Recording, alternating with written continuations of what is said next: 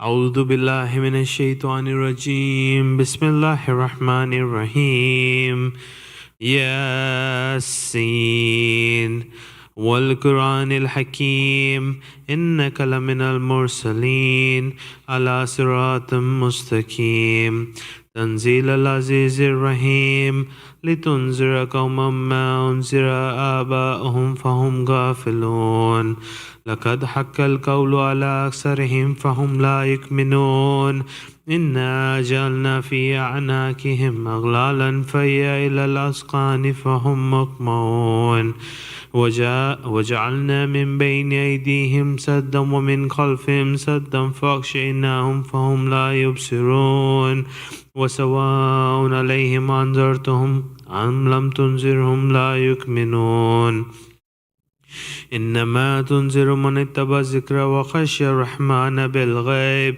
فبشرهم بمغفرة وأجر كريم إنا نحن نحيي الموتى ونكتب ما قدموا وآثارهم وكل شيء أحصيناه في إمام مبين واضرب لهم مثلا أصحاب القرية إذ جاءها المرسلون إذ أرسلنا إليهم اثنين فكذبوهما فعززنا بثالث فقالوا إنا إليكم مرسلون قالوا ما أنتم إلا بشر مثلنا وما أنزل الرحمن من شيء إن أنتم إلا تكسبون قالوا ربنا يعلم إنا إليكم لمرسلون وما علينا إلا البلاغ المبين قالوا إنا تطيرنا بكم لئن لم تنتهوا لنرجمنكم ولمسنكم منا عذاب عليم قالوا طائركم معكم إن ذكرتم بل أنتم قوم مسرفون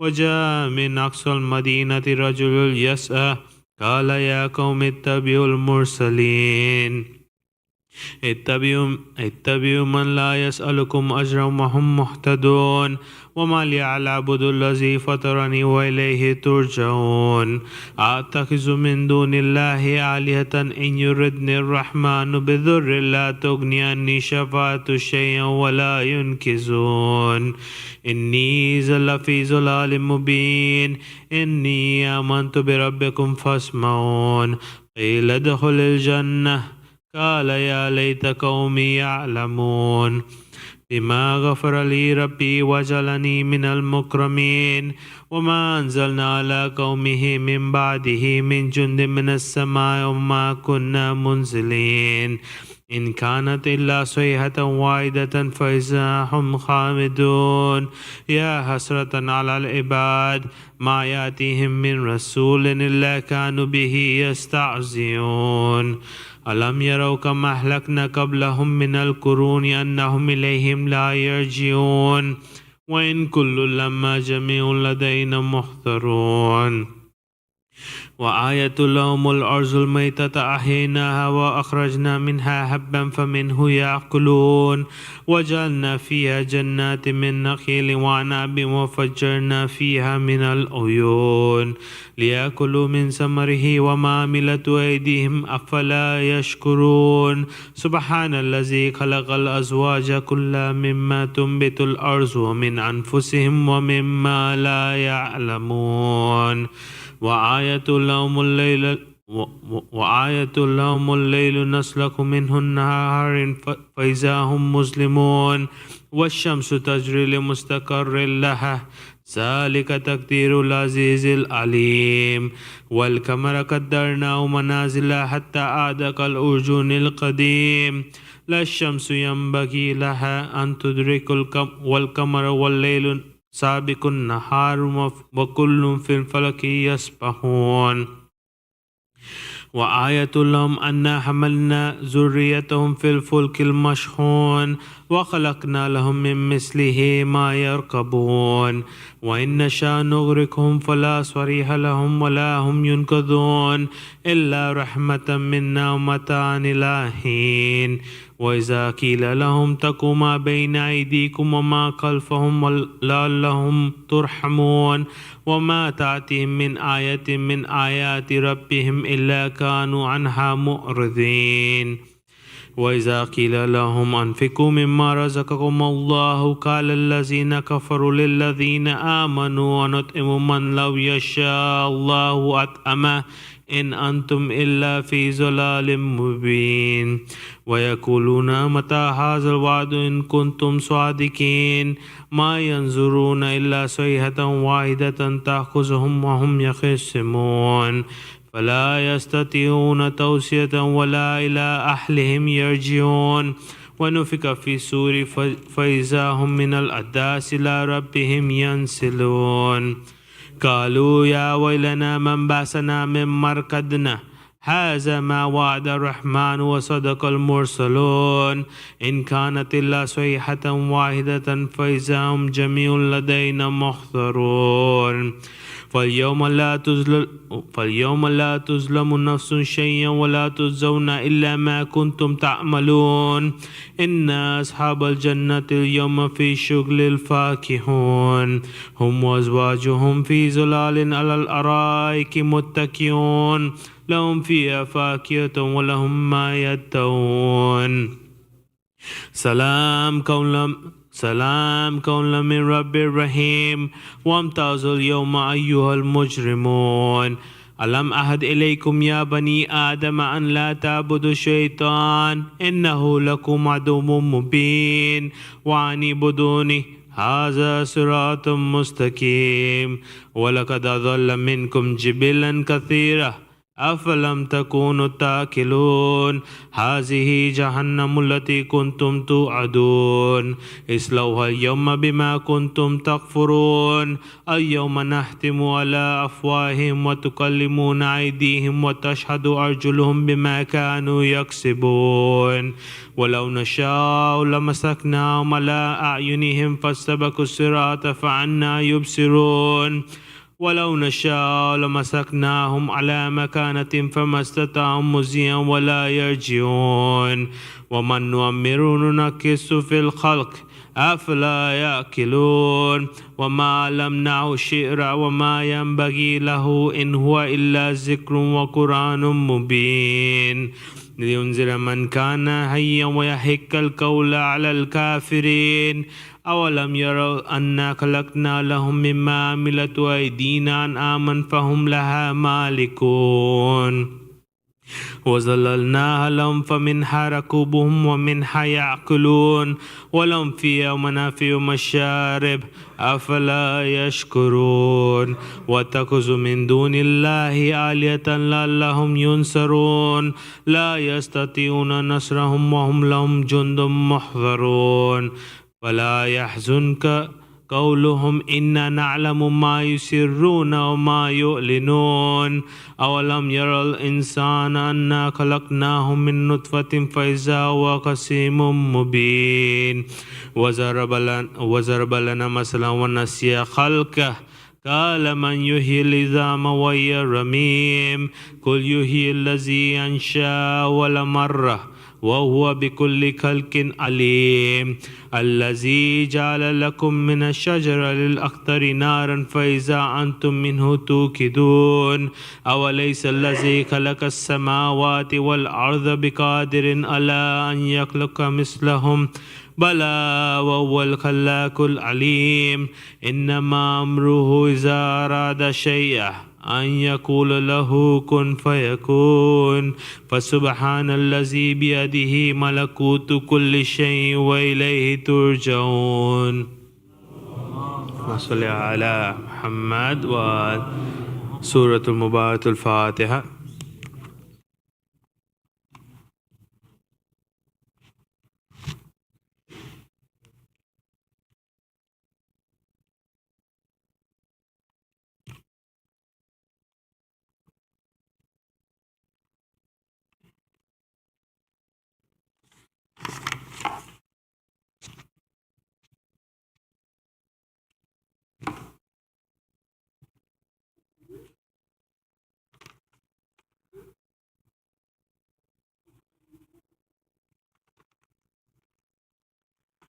بر محمد وآل محمد صلوات.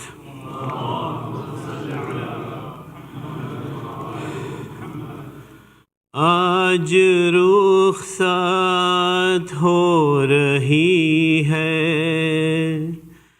تم سے زہرا یا علی، آج رخصت ہو رہی ہے تم سے زہرا یا علی، پردہ شب میں میری میت اٹھانا یا علی، آج رخصت ہو رہی ہے تم سے زہرا یا علی، پسلیاں توڑی گئی کیسے یہ بتلاؤں گی میں، حشر کے میدان میں بھی اس حال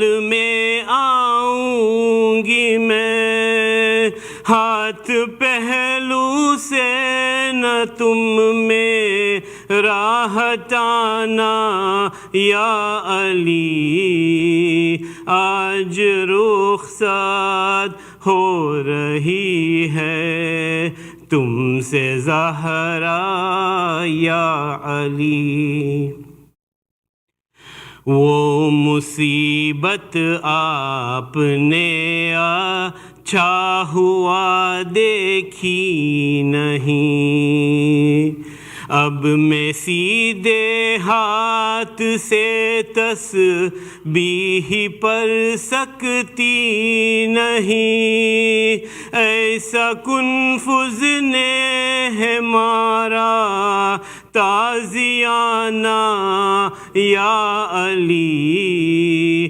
آج رخصت ہو رہی ہے تم سے زہرا یا علی، کہتی ہے زینب یہ مجھ سے دیکھ کر چہرہ میرا، آپ کے رخسار پر یہ نیل ہے کیسا پڑھا، میں نے کھایا ہے تماچا مت بتانا یا علی، آج رخصت ہو رہی ہے تم سے زہرا یا علی، تازیانے کی اذیت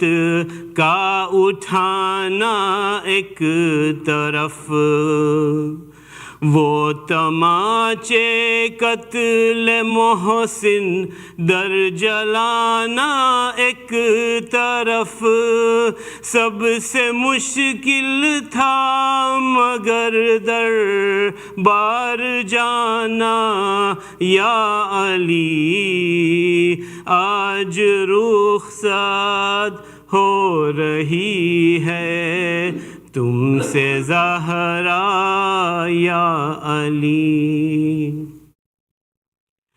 جب میری تلقین پڑھنا یاد کر لینا ذرا، در کے گرنے سے میرا بازو بھی ہے ٹوٹا ہوا، میرے شانوں کو ذرا دھیرے ہلانا یا علی، آج رخصت ہو رہی ہے تم سے زہرا یا علی،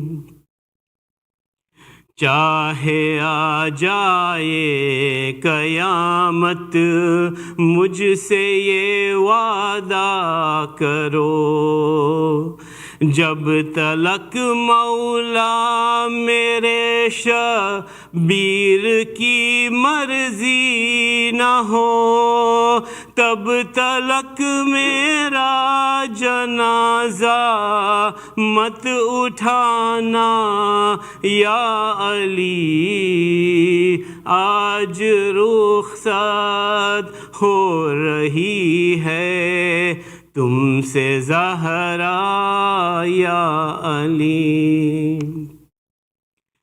جب سے آئی ہوں پلٹ کر فکر ہے مجھ کو یہی، میں تو پردے میں گئی پھر بھی ضعیفہ ہو گئی، میری دربار ہے زینب کو جانا یا علی، آج رخصت ہو رہی ہے تم سے زہرا یا علی۔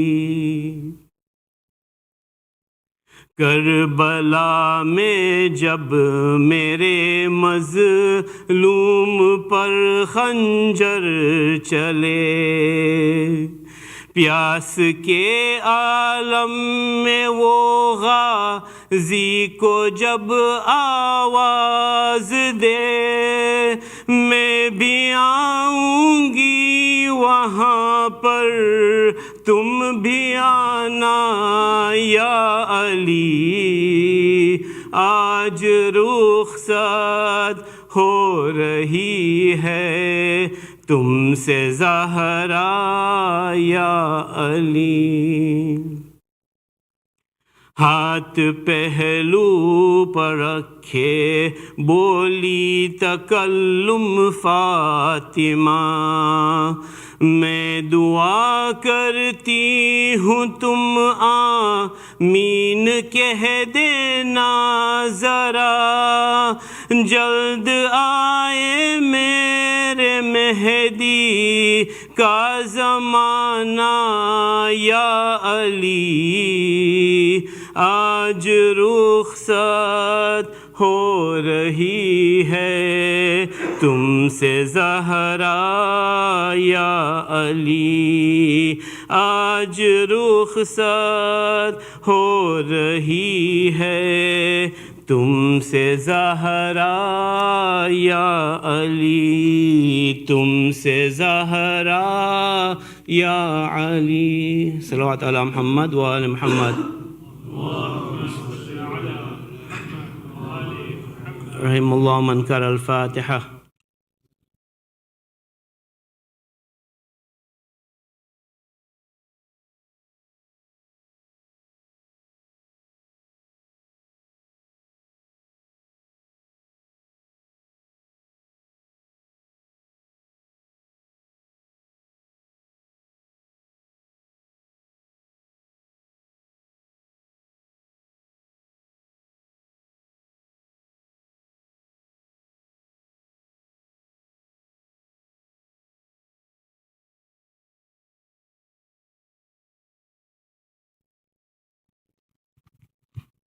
Bismillahirrahmanirrahim. Our visiting speaker, Sheikh Abdul Jalil, respected elders, dearest brothers and sisters in Iman, Assalamu alaikum wa rahmatullahi wa barakatuh.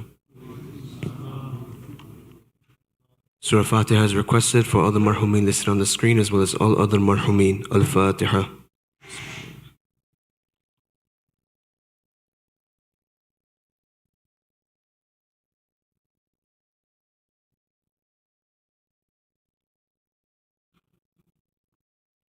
Dua Shafa'i Marid is also requested for all the names listed on the screen, as well as all those in need here and elsewhere. Let us recite together.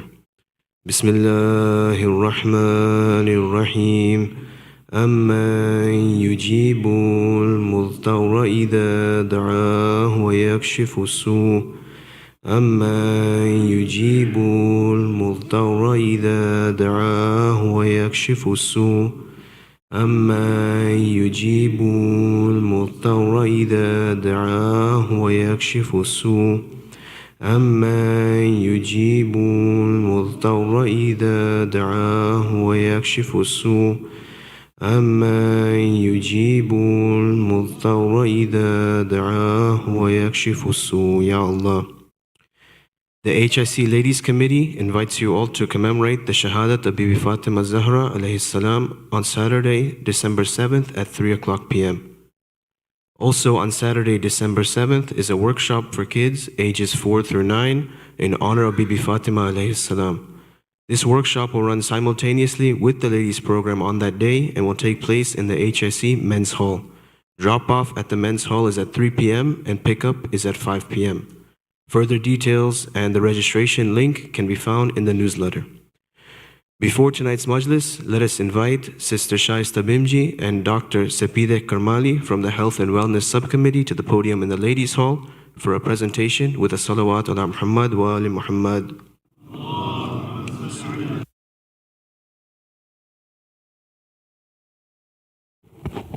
Assalamu alaikum wa rahmatullahi wa barakatuh. Today will be our first session on the cold and flu season. This is done by the Health and Wellness Committee that is just recently launched during this subcommittee's term. Next slide, please. So the whole purpose of the Health and Wellness Subcommittee is really to enhance the overall health and well-being of our community at large. We see that this is a great need and a missing area in our community, and so we are here together as a huge team filled with doctors and professionals that are going to help create more programs, more seminars, more awareness on health and wellness, and how we can all become a lot more healthier and stronger as a community. We are looking for subject matter experts, so if you are someone who's already in this field and would love to assist during one of our programs, please do reach out to us by emailing us at health@orlandocenter.org. So today is our first talk. Our talk is going to be on Protect Your Health, and this is by Dr. Sapide Karmali. So before I give this to her, please give us a loud Nare Salawat.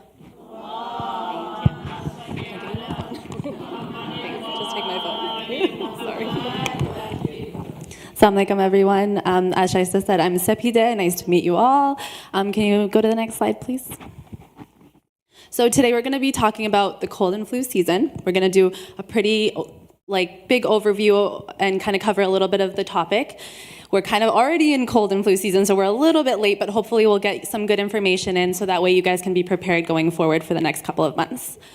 Next slide, please. So first and foremost, the disease and what symptoms to expect. Next slide. Okay, so what is a common cold?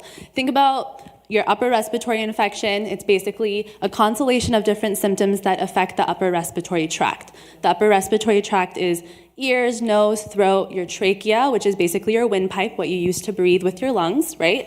And it's basically different types of symptoms that can affect all ages, especially pediatric patients, which is my specialty.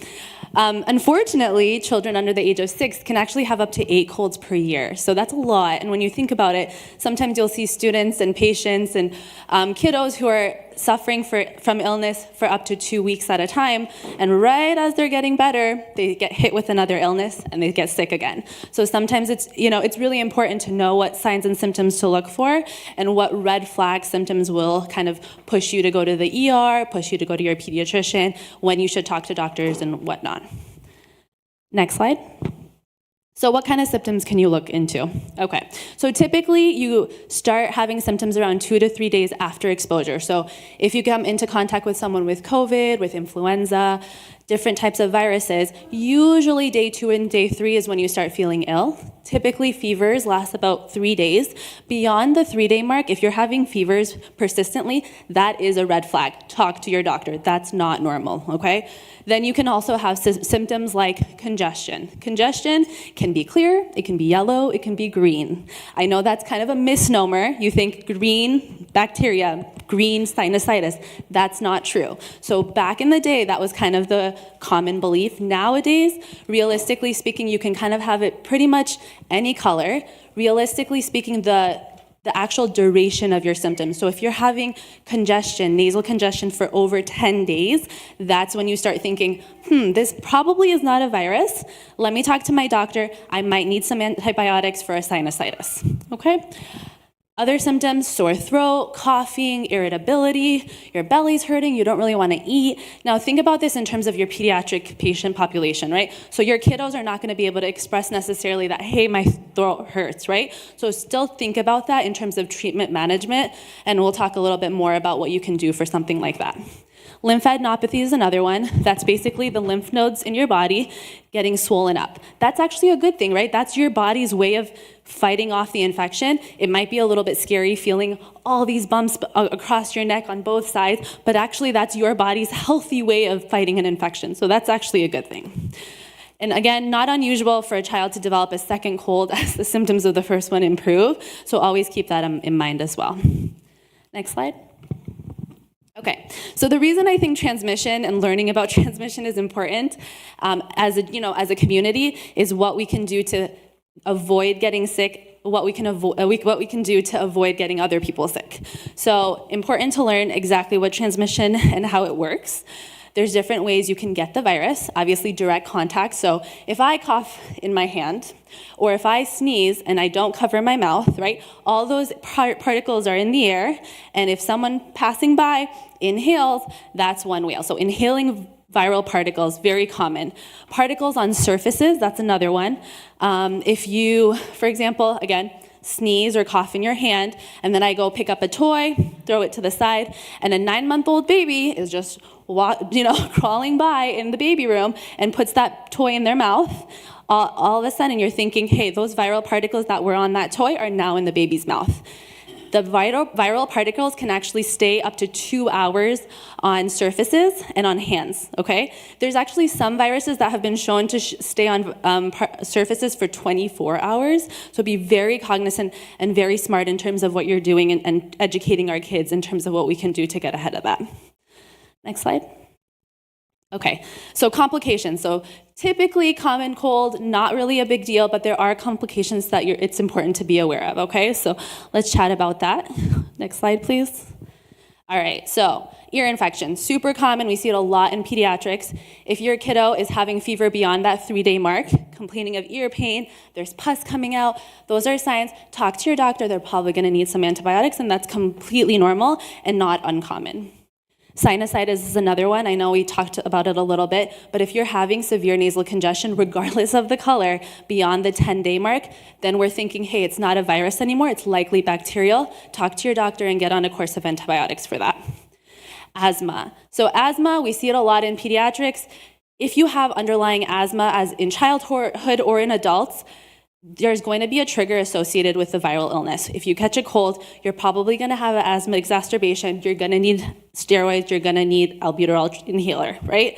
Typically, that's a normal, type of event. However, there are patients who develop wheezing associated with viruses that don't even have asthma itself. It's just the virus triggering the wheezing, okay? So if you hear your kiddos develop any type of wheezing or any severe coughing spasms or like lots of coughing events once after the other, especially at night, talk to your doctor because they might be having wheezing associated with this specific virus, okay? Pneumonia is another one, obviously, especially in our pediatric patient and our elderly community. It's really, really prevalent, unfortunately, and it's very dangerous. So it's really important to think about fevers that are worsening beyond the 3-day mark, and then also having rapid breathing, coughing, and obviously high fever. So those are all things that you'll see. You're like having like a wet cough and you're really, really not feeling well. Those are signs to look for. The other thing, unfortunately, walking pneumonia is super relevant right now. We're seeing a huge outbreak all across Central Florida, unfortunately. So if you notice kids with persistent cough that's lasting about like 4 to 6 weeks and is still having high fevers, definitely talk to your doctor. It's caused by mycoplasma, and it's definitely something that we're seeing a lot more of. Unfortunately, there's not great tests for it, so it's going to be a little bit of a clinical diagnosis by your pediatrician. So talk to your pediatrician and see if there's any antibiotics warranted for something like that as well. Next slide. Prevention. So this is where we all come in as the community and as family members and as parents and caregivers, okay? So it's going to be super important for us to talk about this. Next slide.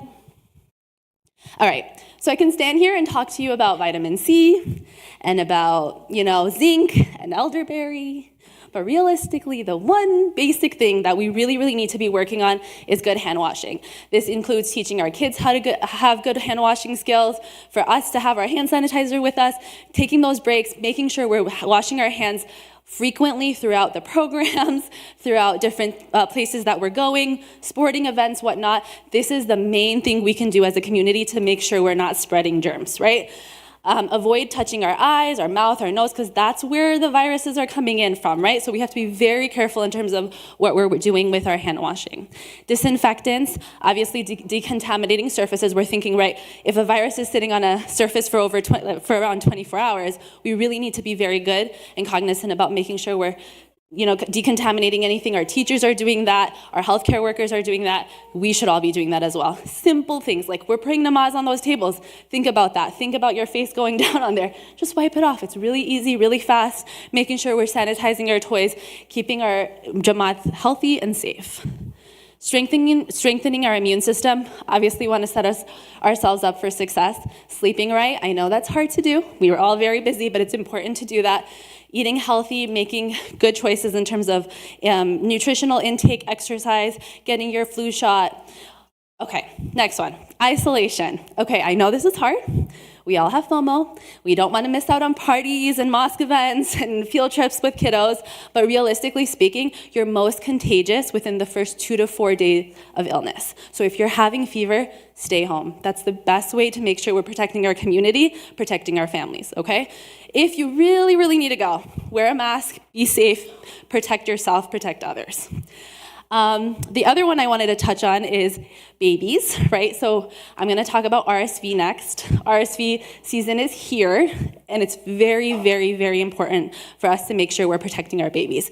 Ages 0 to 6 months, they still haven't had the opportunity to develop their immune system yet. So right now, they're still getting acquainted with the world, and it's our responsibility to protect them. So make sure you're protecting our babies. No touching their face, no kissing their face. They really don't need it. Love them any other way you can, but just avoid kissing their faces because that's really dangerous for the baby. Yep, there we go, RSV. Okay, so as an ER doctor, as a hospitalist, I see a lot of RSV right now. It's heartbreaking and it's very dangerous. These kiddos end up in the hospital on very high respiratory support for days on end with IV fluids and hydration status that is really inadequate. And it's all because of a virus that if you and I got, it'd just be a common cold. You and I, we're gonna cough a little bit, we'll have a day of a fever and we're good to go. These babies, unfortunately, they really suffer with RSV. And unfortunately, we've had some really sad cases recently with RSV. So don't take it lightly. It's very important and we have to make sure we're staying away from our babies, making sure we're loving on them other ways without kissing them in their faces, okay? All right, next slide. All right, treatment is another one I wanted to touch on real quick. Why don't we go to the next slide, please? All right, so unfortunately, there's not really a cure for a cold, right? So antibiotics are used for bacterial infections. A cold is caused by a virus, right? So basics, antibiotics are not gonna work. You can go and talk to your doctor about it, but realistically, it's time and it's a lot of supportive care that's gonna get us through it. Over-the-counter medications, ibuprofen, Tylenol, decongestants, cough suppressants, those are things that we can use as adults. In the pediatric population for our kiddos, we want to avoid cough suppressants. So the AAP actually says no cough suppressants until 12 years old. And that's because think about all that gunk, all that congestion, all that mucus sitting up here. You want it to come out because if you give them a cough suppressant, it's going to sit right in their chest and it's going to become a nidus for infection. So we don't want that. We want it out. We want them to cough. Yes, they're gonna be miserable in the middle of the night. Yes, it's frustrating to see them suffer like that, but realistically speaking, it's actually better for them to get it out, okay? Humidified air, normal saline sprays, suction. There's lots of fancy suction nowadays that our parents didn't have that have like electric little things and you can put it in their nose. It's really great. There's a lot of resources. Make sure you're using them to support them through this illness. Again, antibiotics are not effective, and alhamdulillah, we've actually been blessed with a lot of herbal remedies as well, right? We know honey is a natural anti-inflammatory. Arman has this little elderberry immune-like tablet that he takes every single day with zinc and vitamin C in it. It's great. He loves honey. We do that all the time as well. Obviously, there's black seed oil. There's lots of different elderberry. There's a lot of different options. Definitely use it. It's a good immune response, immune boost, and it's really helpful, right? But realistically, going back to all of it, prevention is number one, and hand washing is number one, okay? Next slide. All right, so I touched on this a little bit earlier, but when to seek help. This is like, okay, so I have my common cold, but now I'm having a little bit more than just the common cold, and I'm getting a little bit nervous. At what point do I go talk to my doctor again? When should I get reevaluated? Okay, next slide. All right, so if your child or yourself, obviously, refusing to drink anything for a prolonged period of time, then you're thinking, am I getting dehydrated? Is my child getting dehydrated, okay? A good way to assess if your baby's dehydrated is if they're having 4 or less wet diapers in a 24-hour period. Then you're like, this is not good. This is a red flag. Let's go to the hospital. Let's go to my doctor. Let's see if they need IV fluids, if there's something else that I can be doing to help my child. Behavior changes, specifically being lethargic, right? The word lethargic is a huge red flag in my book. When the parent comes and tells me, my child's lethargic, already my brain is going, right? Because you're thinking there's something seriously wrong, and a common cold, doesn't necessarily do that. Flu does, I will say, influenza definitely does, especially in the adolescent population, but beyond that, I'm thinking maybe there's something bacterial going on, okay? Difficulty breathing, working hard to breathe, wheezing, rapid breathing. Okay, this one, you can tell if your baby is not doing well by literally just lifting up their shirt and watching them breathe. Literally, hold up their shirt, watch them breathe. That's what I do the first thing when I go see a patient. Record it, send it to me, send it to your pediatrician. Think about how they're breathing. If they're using their belly, they're pushing out their belly every single time. You see their diaphragm, you see the outline of their ribs getting sucked in every single time. Those are all red flags, not good. That means their oxygenation might be low. That means they're having a difficult time breathing and they might need help. Means you need to go to the emergency department. A lot of times we see that with RSV specifically, but you can see that with other viruses too. So it's super important to make sure you take a look at that. All right, I already talked about fever lasting for more than 3 days, because then you're thinking, is it bacterial? Is there something else going on? If your eyes become red, you think about conjunctivitis, definitely need antibiotics for that. And then anytime a baby under the age of 2 months old has a fever, that is by definition a medical emergency and will require attention from a pediatrician at once, okay? Because then you're thinking their immune response is not fully developed, but also their blood-brain barrier is also not developed yet. So anything that's infecting the body can also be affecting their brain, and it's dangerous. Okay? Next slide. Okay, I'm almost done. Sorry, guys. Okay, next slide. Okay, so super, super basic. The common cold, mild typically, self-limiting, which means I could do actually absolutely nothing, but you guys will get better with a cold, okay? And that's caused by a virus and can cause a bunch of different variable degrees of symptoms, okay? Including malaise, including headache, sore throat. Realistically speaking, the way that we really approach this, like our mainstay of management, is patient education and parent education. So you can understand what to expect during the course of the illness, indicate when you can be reevaluated, and tips obviously with supportive intervention.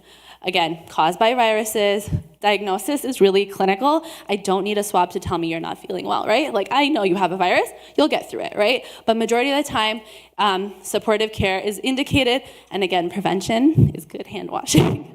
All right, thank you guys so much. I hope you guys learned a little bit. I'm here all the time. If you need anything, call me, text me. I'm always available. And inshallah, stay safe, stay healthy, and stay warm. Thank you.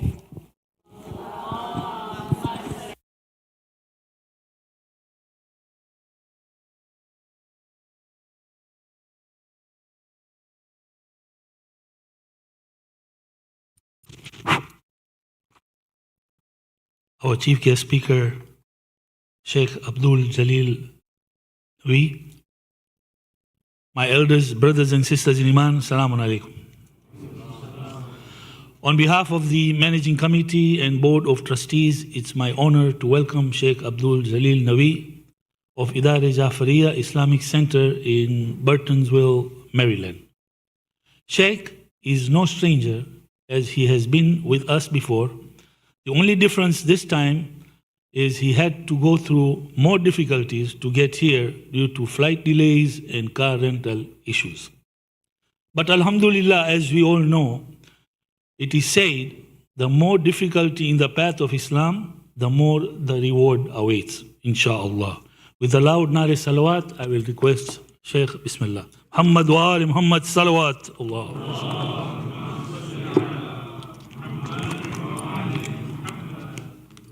For my brothers who are sitting in the green room, we have ample of space inside in the main hall. I request you to please come inside. Muhammad wa ali Muhammad salawat.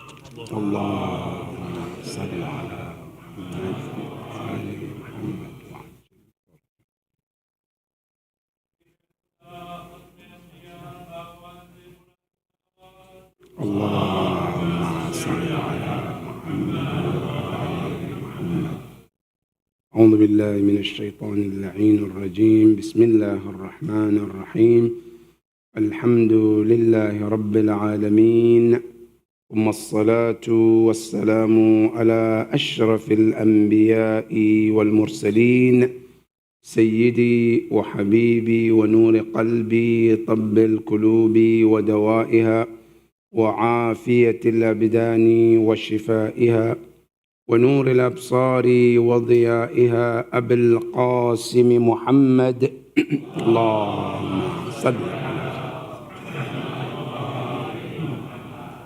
وعلى أهل بيته الطيبين الطاهرين المعصومين الهاديين الذين أذهب الله عنهم الرجس وطهرهم تطهيرا اللهم صل على محمد وآل محمد.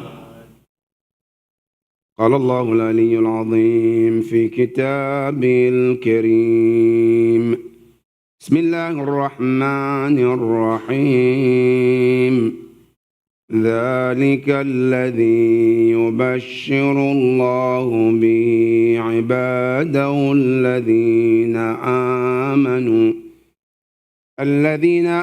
آمنوا وعملوا الصالحات قل لا أسألكم عليه أجرا إلا المودة في القربى ومن يقترف حسنة نزد له فيها حسنا إن الله غفور شكور صدق الله العلي العظيم.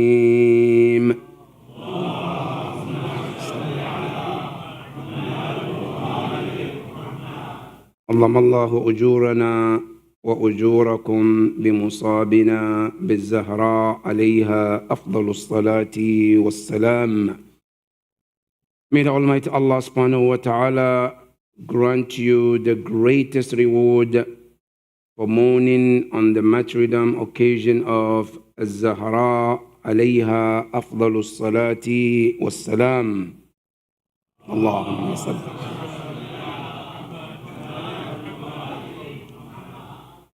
May the Almighty Allah subhanahu wa ta'ala grant to all of us the shafa'ah of Zahra on the day of Ayaame, inshallah.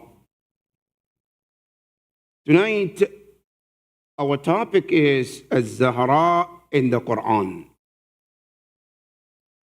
Is there anywhere in the Quran Fatimah al-Zahra is mentioned and meant by Allah that this is about Zahra alayhi salam? That is the topic that we're going to discuss tonight as we are commemorating the martyrdom anniversary of this great woman that Allah ever created since this universe came to existence. But the question that many times people ask, especially to our youth, why are you emphasizing that much about Ahlul Bayt alayhi salam, especially Zahra? Is there any verse in the Quran where Allah said this is about Zahra and how important Zahra could be? If there is, what is the surah? What is the ayah in the Quran? If not, then what is the reason why you are emphasizing so much about her? That is the topic that we want to discuss tonight, so that we have a clarity about Zahra alayha salam. And when I talk about Zahra from the Quran, I'm not talking about from the Shia perspective. No. I'm talking about the Muslims generally. Meaning the ayahs that both Ahl Sunnah and Jama'ah and also Ahlul Bayt alayhim salam all together came to agree that this verse is really about Zahra alayhi salam.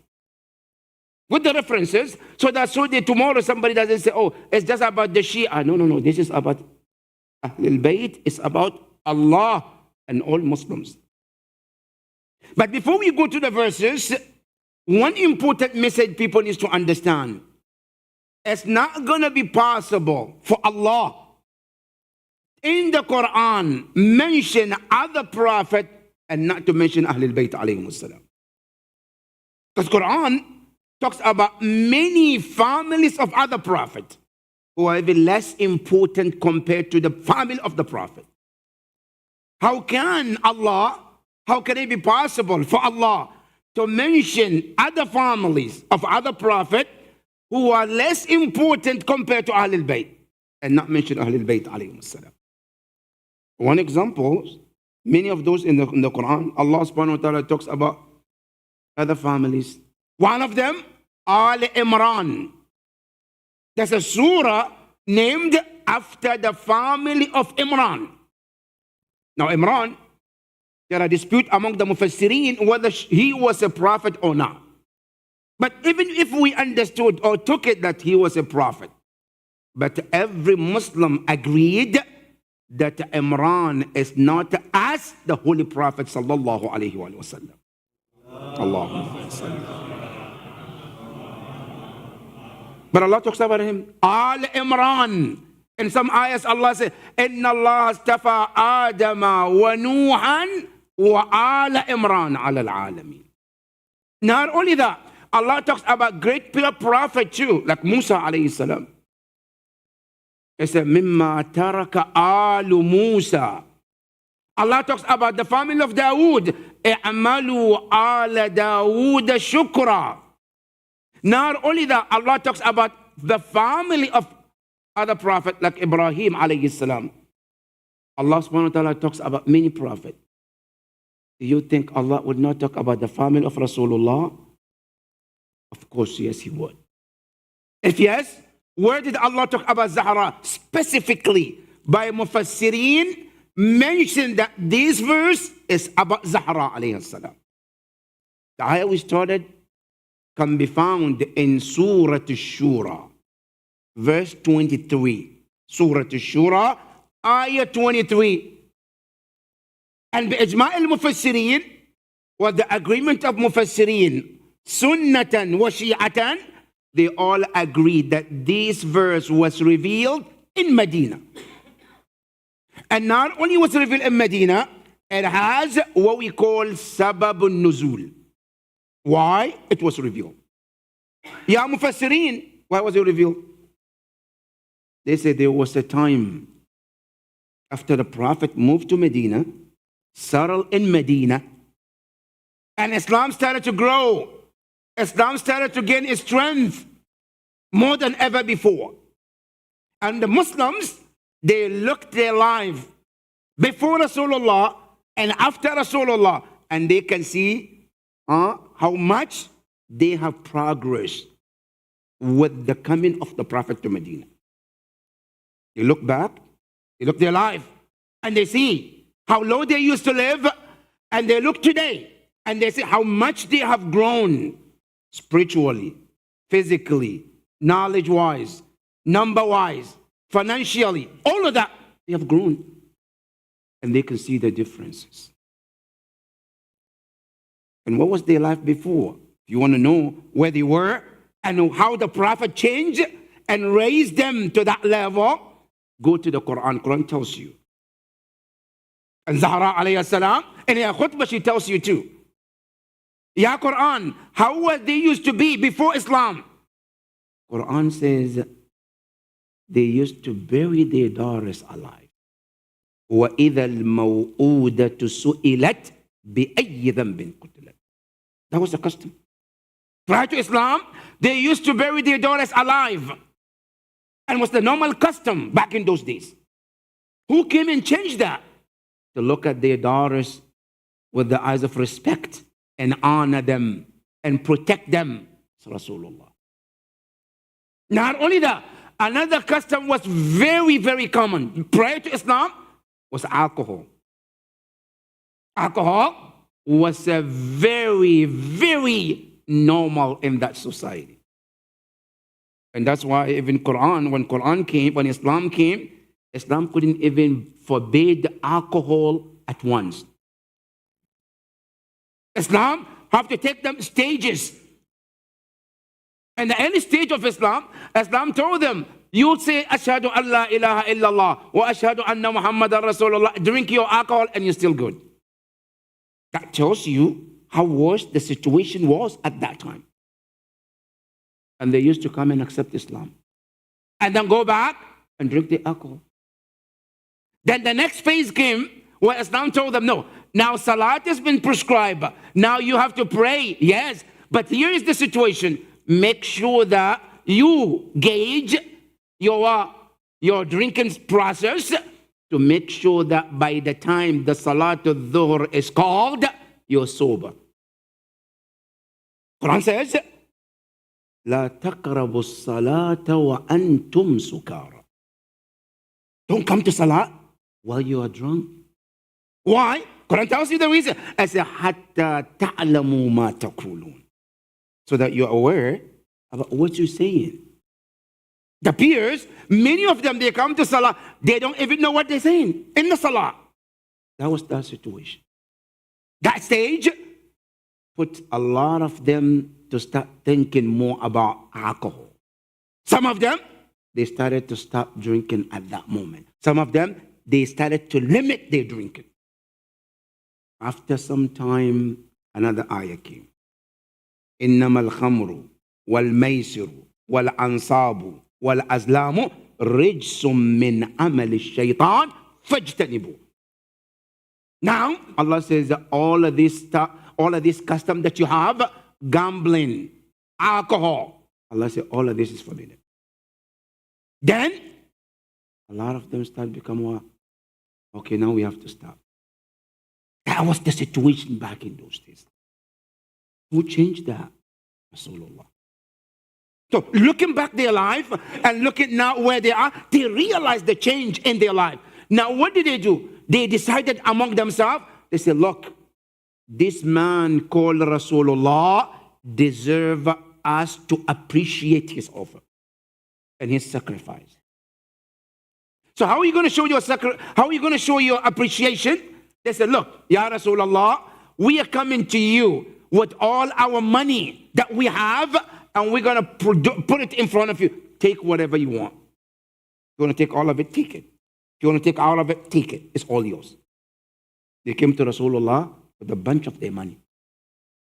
And I say, Ya Rasulullah, this is to show you how much we appreciate you and your service. Ya Rasulullah, this is our wealth. Take whatever you want. You know, Rasulullah being the messenger of Allah, لا ينطق عن الهوى إن هو إلا وحي يوحى. What should I say? Should I take it? Should I leave it? Waiting for the message from Allah subhanahu wa ta'ala. Ya Allah, what should I do? Take the money? Leave it? Say what? Immediately Jibreel came at that moment with this verse in Surah Shura, verse 23, telling Rasulullah, Ya Rasulullah, Kul.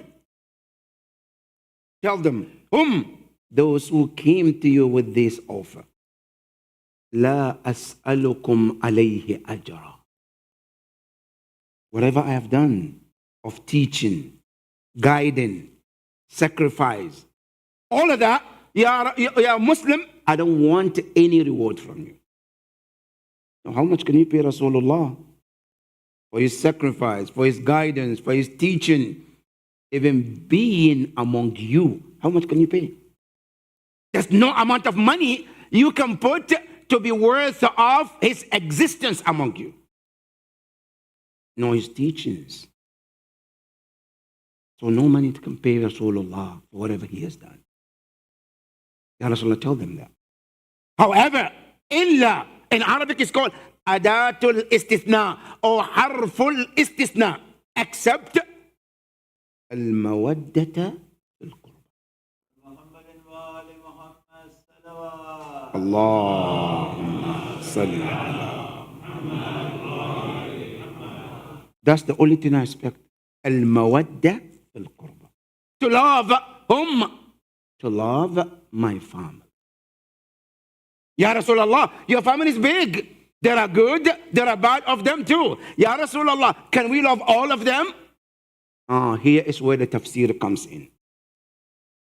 Tafsir of Muslims, they said when this verse was revealed, the companions take him to Rasulullah. Ya Rasulullah, we heard what Allah told us to do. Mawadda fil qurba. But the question is, Ya Rasulullah, man hum? Who are those? قرابتك الذين أوجب الله علينا مودتهم. Who are those people? Allah told us to love them and obey them. Because we cannot just take everybody because they're our family. Who are those? Ya Rasulullah, tell us. Now here the first answer comes from one of the scholars of Al-Sunnah wal-Jama'ah. It's known as Ibn Hajar al-Asqalani in his book called As-Sawa'iq al-Muhriqah. Scholar from Al-Sunnah wal-Jama'ah. It's not a Shia. Sunni, alim. His book is called As-Sawa'iq al-Muhriqah. It's very known. What did he say? He said, when this surah or this ayah was revealed, they asked Rasulullah, Man hum qarabat? Who are those family?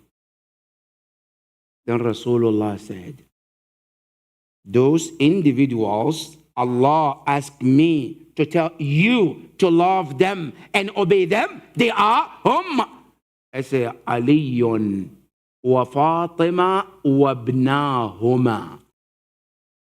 It's Ali and Fatima and their two sons, Al-Imam Al-Hasan and Hussein alayhi salam.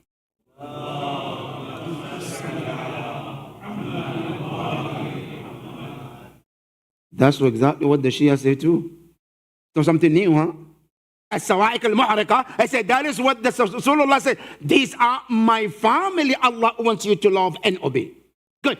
Is there any other books? Of course there is more. Who are they? The second Mufassir, very well known in the Muslim world, was Sunnah and Shia. Also read this book and they benefit from his tafsir. And it's known as Tafsir Ad-Durr al-Manthur by a scholar known Jalaluddin al-Suyuti.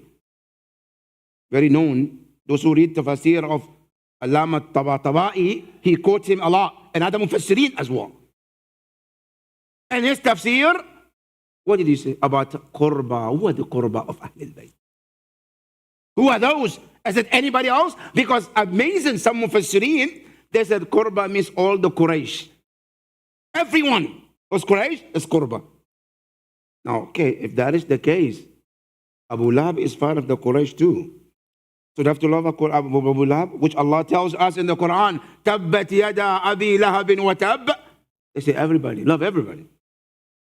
But from the tafsir of the right scholars, they say, no. Rasulullah specified those individuals. That when he says Qurba, he said, these are the individuals. Ya Tafsir al-Suyuti, Durr al-Manthur. Who are the qaraba of Allah and the Prophet that Allah wants us to love them? They said, I'll tell you, when they asked Rasulullah, and many of them they quoted whom? Ibn Abbas. It's one of the reliable scholars, reliable Mufassirin of Quran. They asked him, and he said, I was at the time where this question was posted to Rasulullah, and Rasulullah says, this Qurba ahum are Aliyun and Fatima and Hassan and Hussein alayhim as-salam.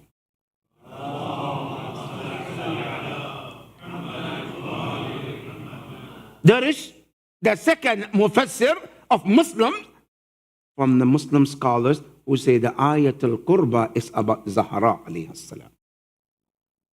That is tafsir number 2. Tafsir number 3, not only that. والتفسير الكبير فخر الرازي, one of the great mufassirin of Muslims, also said the same thing. That al-Qurba, one of them is Fatimiya al-Zahra alayha afdalus salatu wassalam. And that is one of the ayahs of the Quran that specifically the name of Zahra is mentioned, that Allah meant Zahra in this verse. Tafsir number 2 from the Quran is ayat al-Tathir, which is Surah Al-Ahzab, verse 33. Also this verse, this ayah, بإجماع المفسرين, this is about Zahra alayha salam. Not about Sunni and Shia. All of them, they said this ayah is about Zahra alayhi salam. Ya Mufassirin, tell us, what is this ayah about? They said this ayah, إنما يريد الله ليذهب عنكم الرجس أهل البيت ويطهركم تطهيرا. Allah. This is about Zahra. Now you go to the Mufassirin, some of them from Ahl Sunnah wal Jama'ah, they mention two places in some of the narrations. They say the ayah was actually revealed in the house of Aisha, the wife of Rasulullah. They said the ayah was revealed in her house, and she quoted Sabab al-Nuzul. Ya Aisha, the wife of the Prophet, how did the ayah get revealed in your house? She said, and it's quoted, she said, Kuntu fi bayti Rasulullah, I was in my house. Fadakhala Rasulullah, the Prophet came to my house. As he came to the house, he asked me a blanket. I brought the blanket. She said, cover me with it. I covered him with it. I said, I was there. Then Imam Hassan came.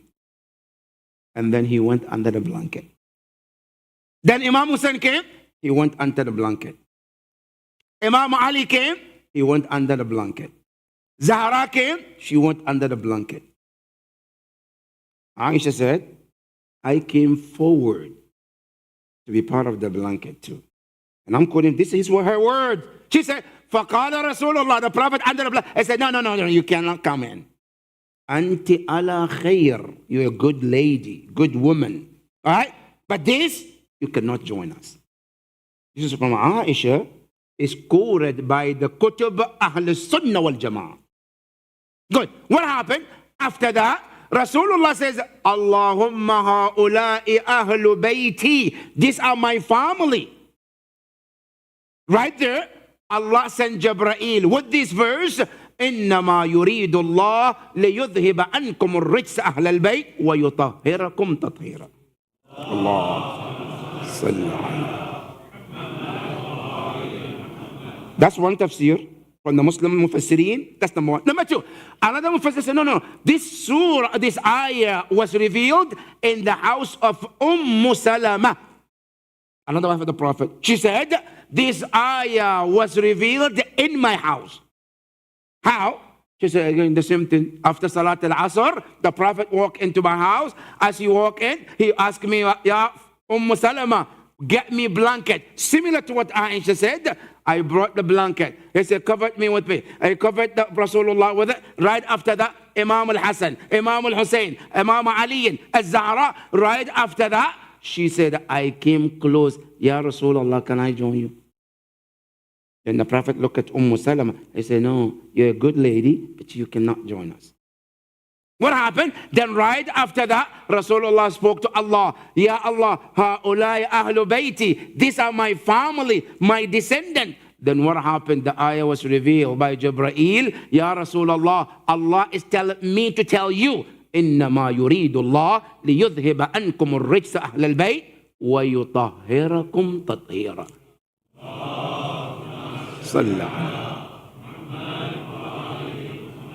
This is another ayah, another tafsir from the Ahl Sunnah wal Jama'ah. Good. Then you come to the Shia, which we know of, about this verse was revealed in the house of Zahra alayhi salam, in the hadith what we call hadith al-Kisa. Good. Now the point is this. Tafsir Fakhr al-Razi comes to make a very important message here. What does he say? He says, when it comes to Ahlul Bayt, the ayah says, إِنَّمَا يُرِيدُ اللَّهُ لِيُذْهِبَ عَنْكُمُ الرِّجْسَ أَهْلَ الْبَيْتِ. He said there is dispute among the Mufassirin. Fakhr al-Razi is saying there are disputes. فَمِنْهُمْ, I quote from Fakhr al-Razi, he says some of the Mufassirin, they say Ahlul Bayt means the wives of the Prophet. Some of them say, no, it's not the wives as well. The family of the Prophet, everyone who is from the descendant of the Prophet, they're part of this Ahlul Bayt. He said, not only that, some people even said Ahlul Bayt means the companions. There are some people who go to say Ahlul Bayt means the companions. Now, some of us say, no, Ahlul Bayt doesn't mean companions. It means the Ummah of the Prophet. All of us, you're part of the Ahlul Bayt. Good. Fakhr al-Razi, he says, okay, but here's the point. The word Ahlul Bayt, there is dispute, but there is a point where Muslims all agreed. This is his word. فَمُتَّفَقٌ وَمُخْتَلَفٌ. There are certain people, when you say Ahlul Bayt, some people say, no, they are not. Some say, yeah, they are. Some say they are. Some say they're not. But there is one group, it says, nobody dispute about them. Fakhr al-Razi says, nobody among the Muslims, among the Mufassirin, nobody dispute about whether they are or not. Ya Fakhr al-Razi, who are those? That nobody dispute about whether they are Ahlul Bayt or not. He said, those individuals are whom?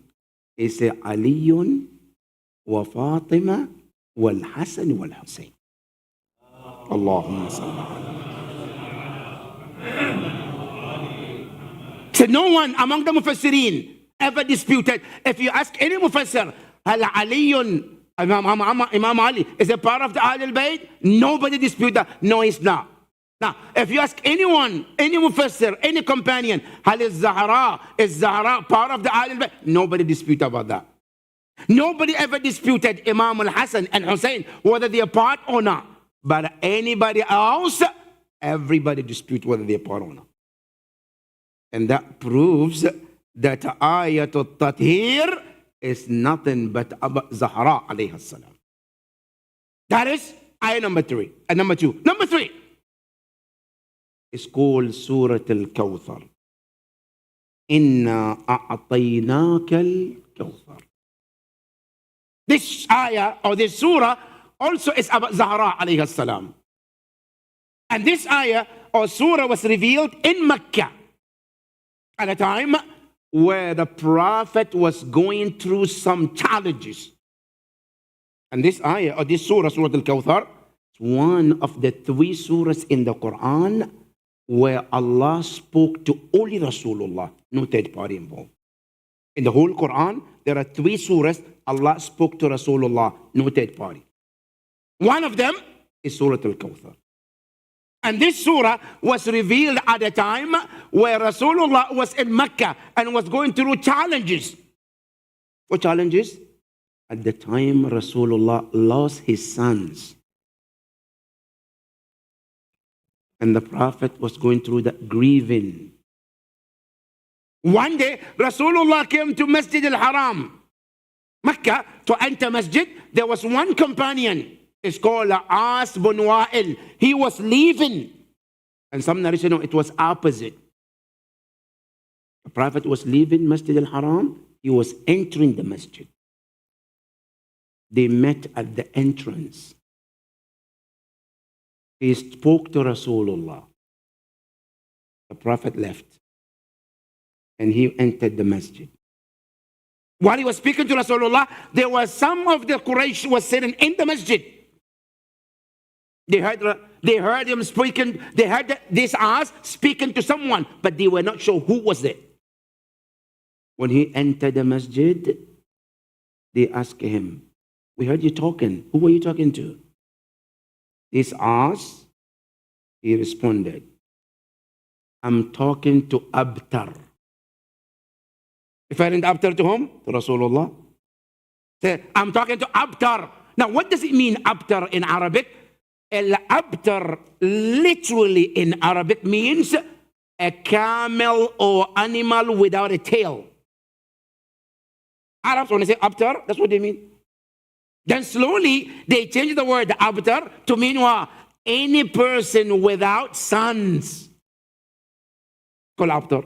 So Rasulullah didn't have a son, so they call him what? They called him abtar. That's why the surah Al-Kawthar was revealed, because he called Rasulullah abtar. And brothers and sisters, this surah is very important. Because sometimes our youth, we ask, this is between the parentheses before I come to the point. Many often times we ask, how do I know Islam is the true religion? Because Muslims, we claim we are the true religion. Christians, they claim. What you call Jews, they claim. Everybody claims that. Now, how do I know this book, this Islam, is true religion? I want to give you something tonight to think about. This surah called Surah Al-Kawthar is one of the proof that Islam is really divine religion, no doubt. How do I know that? Now, the surah tells you, this surah talks about Rasulullah, where he was called abtar. But there are three important messages in this surah. One of them is Allah defending Rasulullah when he was not even there. Number two, Allah promised something in this surah 1,446 years ago, and today we see it today. What is it? Allah subhanahu wa ta'ala tell us through this surah, Ya Rasulullah, you were not there when you were called abtar. Ya Rasulullah, how did you know that you were called abtar? Was there anybody there who texted Rasulullah?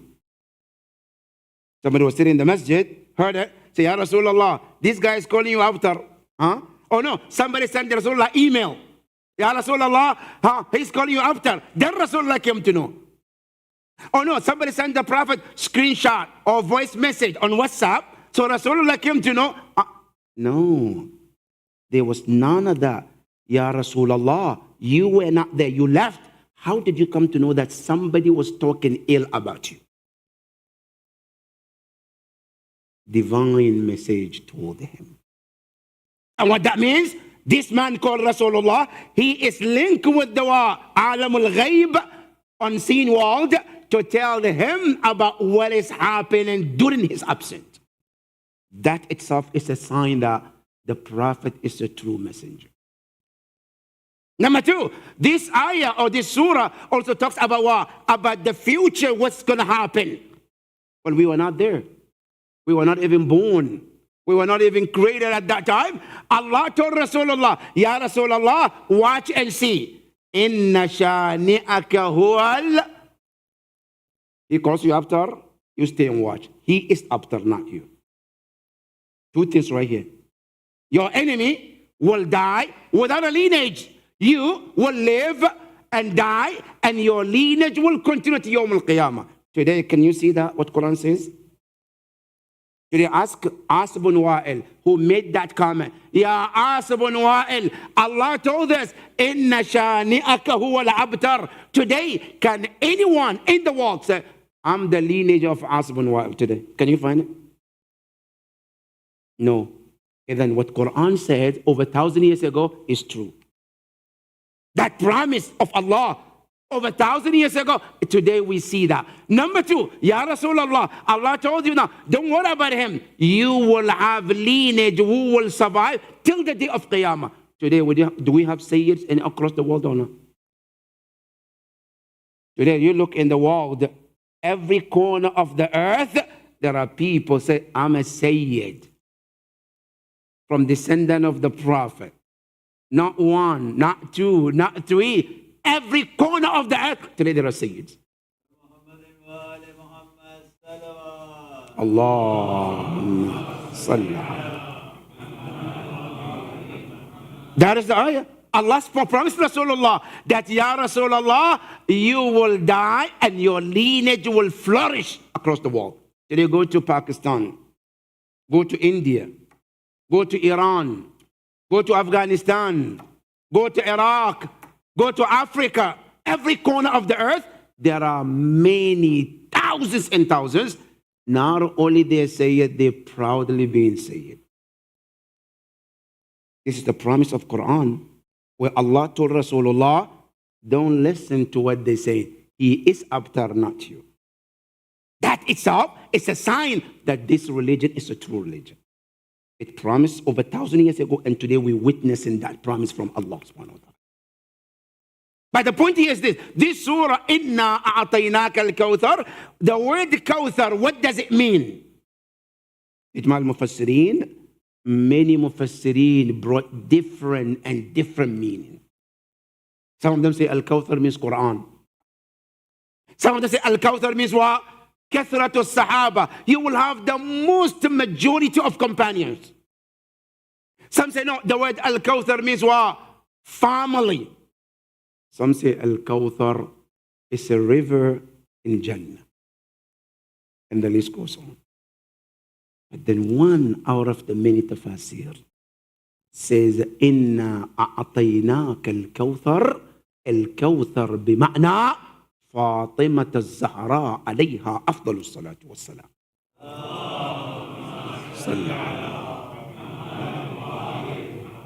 That Rasulullah was told by Allah, Ya Rasulullah, we gave you a woman, a lady called Fatima. She will be the one that your lineage will continue with her, and it will continue to the day of Qiyamah. And today we see them. And this Kawthar is about Zahra alayhi salam. This is how great this woman is. But then what happened after Rasulullah? With Quran telling us about how great Zahra is. And all these surahs, these verses, these surahs, what happened to Zahra? Zahra herself tells you what happened to her. That Zahra, after Rasulullah, she did not taste anything called happy life. After her father Rasulullah, the tragedy starts one after the other. One of the tragedy of Zahra, they would not even let her to mourn for the death of her father. Imagine, you lose a dear one, like Rasulullah, and you want to cry for losing a prophet, a father, and the Muslims comes and say, you are disturbing our peace. They even went to Imam Ali alayhi salam. They told Imam Ali, can you do something about Zahra? She's disturbing our peace. Imam Ali alayhi salam has to build another home, another place called Baytul Ahzan, where Zahra can go there and cry to mourn for her father. Can you imagine what Zahra went through? Even simple as her father, she was not allowed to mourn freely the way she deserved. Not only that, after her father, Zahra alayhi salam, was put in so much. One of them, her right was deprived from her. The right that Rasulullah gave her, she was denied. And that is why, as Zahra alayhi salam, in her own words, she described her tragedies.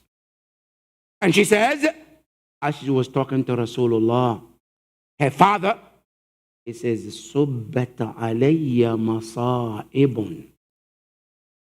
My father, I have been poured on tragedies and trials. لو أنها صبت على الأيام, if those tragedies were to be taken and put on the days, sirna layali. The days cannot handle it. The days would have turned to nights. Can you imagine what Zahra is talking about? Zahra alayhi salam, she's telling Rasulullah, Ya Rasulullah, I have been afflicted with that much tragedies after you. And how long are we talking about? Talking about a matter of 6 months after Rasulullah. And Rasulullah is witnessing her daughter going through it.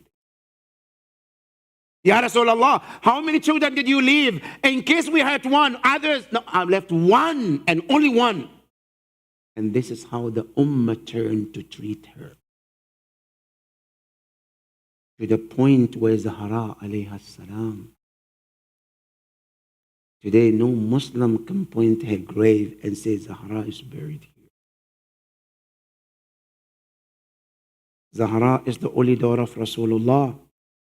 Today, if you ask all Muslims, Ya Rasulullah, you have sons, you have children, where are they buried? I say, yes, I can tell you, Jannatul Mu'alla, Tahir is buried there, Abdullah is buried there. You go to Medina, my other son is buried there, called Ibrahim. Ya Rasulullah, tell us, where is your daughter Zahra is buried? No Muslim can point where Zahra was buried. Why? Because Zahra said, I want my grave to speak about my tragedy. Ya Zahra, what do you mean? It is mentioned that the night of martyrdom, Zahra sat her husband Imam Ali alayhi salam, and she told him the list of things she wants and expects from her husband. You know what she said? She said, Ya Amir al-Mu'mineen, you know, since I lived with you all my life, all these years that we lived together, I have never disobeyed you even one time. Imam Ali said, of course, you never did. Ya Zahra, not only that, I said, you have never ever did anything to anger me. What a woman, huh? She said, Ya Amir al-Mu'mineen, I'm going to depart from this world very soon. But I have a bunch of lists I want you to do for me. Imam Ali said, Dandil, what do you want? You know what is the first in the list? Ya Amir al-Mu'mineen, after I pass, I want you to remarry. Get another wife. Ya Zahra, why are you talking about another wife? She said, I want my children to have a mother. I know when I'm gone, that place will be empty. Ya Amir al-Mu'mineen, marry someone who can be like a mother to them. At least they have someone in the house they can look up to. They can call a mother. You know, Imam Ali busted into tears. Hearing a woman, a wife such as Zahra is telling him this, Imam Ali couldn't stop crying. After crying and crying, Imam Ali alayhi salam said, what else can I do for you, Zahra? He said, Ya Rasul, Ya Amir al-Mu'mineen, when I pass, I want you to perform ghusl on my body. Dandil, what else? He said, but I know Rasulullah, after he died, there is hanut, the camphor that was brought from heaven, which we use for the Prophet. After my death, I want you to use on me the left of those camphor. Imam Ali busted into tears. Zahra was crying. Not only that, then she said to Imam Ali alayhi salam, he said, after that, Ya Amir al-Mu'mineen, I want you to kafan me. I want you to pray on my body. Then after that, I want you to be the one to put me in my grave. You say, what else, Ya Zahra? All of this will be done. Zahra said, Ya Amir al-Mu'mineen, I have one extra request. What is it? She said, after my death, after my martyrdom, I want you to come to my grave every night to read me Surah Yaseen and Surah Safat. I want you to come to my grave. Right there to read it. Imam Ali alayhi salam says, Zahra, done deal, I will do that. What happened? The narration said that after the martyrdom of Zahra alayhi salam, One night Imam Ali left and he went to the grave. As he was there reading Surah Yaseen and Safat, the narration said, أَخَذَتُهُ الْغَفْوَةُ. Imam Ali and Ab just took him for that moment. And that moment he saw Zahra alayhi salam. But he saw her in tears and crying. Imam Ali alayhi salam said to her, Ya Zahra, why are you crying? You asked me to do exactly what I'm doing, and I'm doing exactly what you asked me. Zahra alayhi salam, she said to him, Ya Amir al-Mu'mineen, from tonight on, don't come to my grave and read Surah Yaseen and Safat. You can read it anywhere you want, but don't come to my grave. Imam Ali asked, Ya Zahra, why are you lifting this responsibility when you are the same person told me? She said, Yes, Ya Amir al-Mu'mineen, while you are here, Imam al-Hasan and Hussein, they just woke up and they ran to the room to see where is their mother, and Zahra is not there. And where is Imam Ali? He was not there either, so there is no mother, no father. They felt as orphans. That has broken my heart, Ya Amir al-Mu'mineen. She said, Ya Amir al-Mu'mineen, from tonight onwards, stay with Hassan and Hussein, be with them, at least having you there at night, and giving them comfort, and that give me some comfort too. Imam Ali alayhi salam, he rushed to the house, and as he walked into the house, فَإِذَا بِالْحَسَنِ وَالْحُسَيْنِ, they standing at the door, and looking right and left. Where is the father? Where is the mother? Imam Ali alayhi salam hugged them, and he held them. He said, I'm here, Ya Hassan and Hussein. I'm back at home, Ya Hassan and Hussein. Inna lillah wa inna ilayhi raji'un. وسيعلم الذين ظلموا أي منقلب ينقلبون والعاقبة للمتقين. يا حسين، يا حسين.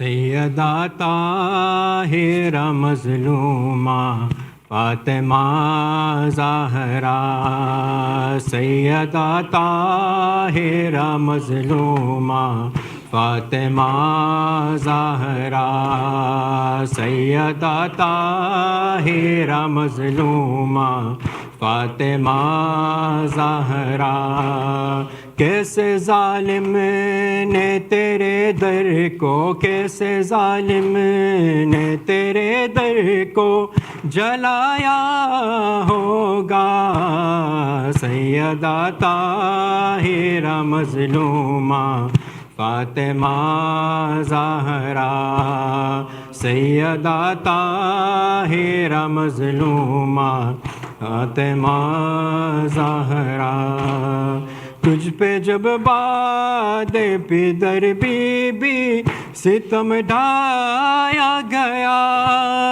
تجھ پہ جب باد پدر بی بی ستم ڈھایا گیا، رو کے بابا کو بڑے دکھ سے پکارا ہوگا، سیدہ طاہرہ مظلومہ فاطمہ زہرا، سیدہ طاہرہ مظلومہ فاطمہ زہرا، ہائے دربار میں امت نے بلایا جو تمہیں، ہائے دربار میں امت نے بلایا جو تمہیں، اس گری کتنا تجھے بی بی ستایا ہوگا، سیدہ طاہرہ مظلومہ فاطمہ زہرا، سیدہ طاہرہ فاطمہ زہرا، جس پہر مانگنے حق اپنا تو گئی ہوگی، جس پہر مانگنے حق اپنا تو گئی ہوگی، تجھ کو اس دم ہائے در در پہ پھر آیا ہوگا سیدہ طاہر مظلومہ فاطمہ زہرا، سیدہ طاہر فاطمہ زہرا، کس طرح سے ہو بیاں بی بی ہائے وہ منظر، کس طرح سے ہو بیاں بی بی ہائے وہ منظر، جلتا دروازہ وہ جب تجھ پہ گرایا ہوگا سیدہ طاہرہ فاطمہ زہرا، سیدہ طاہرہ فاطمہ زہرا، کیا قیامت کا سما ہوگا مومنوں سوچو، کیا قیامت کا سما ہوگا مومنوں سوچو، جب اٹھا فاطمہ زہرا کا جنازہ ہوگا سیدہ طاہرہ مظلومہ فاطمہ زہرا، سیدہ طاہرہ مظلومہ فاطمہ زہرا، کیسے ظالم نے تیرے در کو، کیسے ظالم نے تیرے در کو جلایا ہوگا سیدہ طاہرہ مظلومہ فاطمہ زہرا، سیدہ طاہرہ مظلومہ فاطمہ زہرا۔ الفاتحہ۔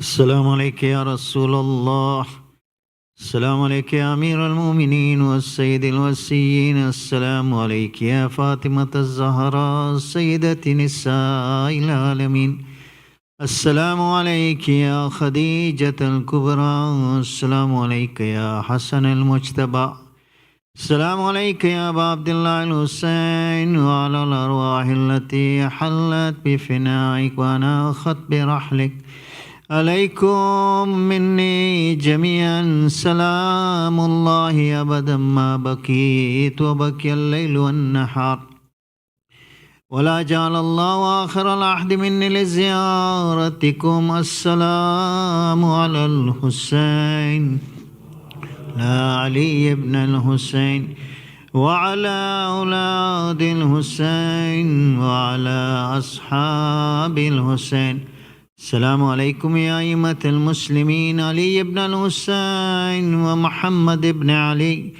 وجعفر ابن محمد وموسى ابن جعفر وعلي ابن موسى ومحمد ابن علي وعلي ابن محمد والحسن ابن علي، السلام عليك يا حجة الله يا ابن الحسن يا صاحب الزمان، عجل الله لك ما وعدك من النصر وظهور العام ورحمة الله وبركاته، بسم الله الرحمن الرحيم، اللهم كن لوليك الحجة ابن الحسن صلواتك عليه وعلى آبائه في هذه الساعة وفي كل ساعة وليا وحافظا وقائدا وناصرا